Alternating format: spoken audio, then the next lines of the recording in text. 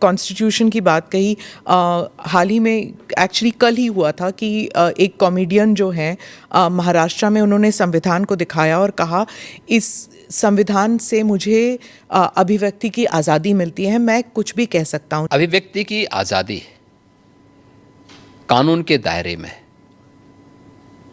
संवैधानिक मूल्यों के दायरे में होना चाहिए और उसी दायरे में अभिव्यक्ति की स्वतंत्रता है। आपकी अभिव्यक्ति की स्वतंत्रता किसी दूसरे पर व्यक्तिगत प्रहार करने के लिए नहीं हो सकती है। दुर्भाग्य है कि कुछ लोगों ने देश का चीरहरण करना, विभाजन की खाई को और चौड़ी करने के लिए इस अभिव्यक्ति की स्वतंत्रता को अपना जन्मसिद्ध अधिकार मान लिया है। और मुझे लगता है ऐसे लोगों के खिलाफ जो समाज में विभेद पैदा करके सौहार्द को खतरे में डालने का कार्य कर रहे हैं, उनके साथ कानूनी तरीके से उनके साथ उसी प्रकार का व्यवहार भी होना चाहिए। महाराष्ट्र में ही कुछ महीने पहले एक स्लोगन उठा था, बटेंगे तो कटेंगे, वो भी ऐसे ही विभाजनकारी स्लोगन ही था? विभाजनकारी नहीं था। आप मुझे बताइए, यह देश गुलाम क्यों हुआ? क्योंकि जातियों में विभाजित था।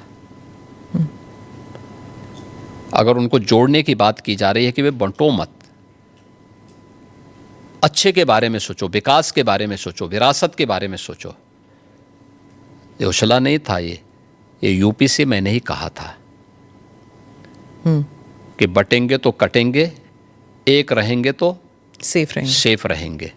तो ये बात यहाँ से हमने कही थी और मुझे लगता है कि चीज़ें आगे बढ़ी, लेकिन इसमें बुराई आगे बढ़ी, इलेक्शन जीत गए आप। नहीं, इलेक्शन हम उससे कारण नहीं जीते। इलेक्शन के बहुत सारे कारण होते हैं। एक नारा इलेक्शन जीतने का, कटने की बात जब होती है तो कैसे जुड़ने की बात? क्या बात करते हैं, क्यों नहीं जुड़ेंगे? जब कटने काटने की बात आप मुझे बताइए, इतिहास में करोड़ों हिंदू काटे नहीं गए क्या? तो फिर लाखों हिंदू कश्मीर में काटे नहीं गए क्या?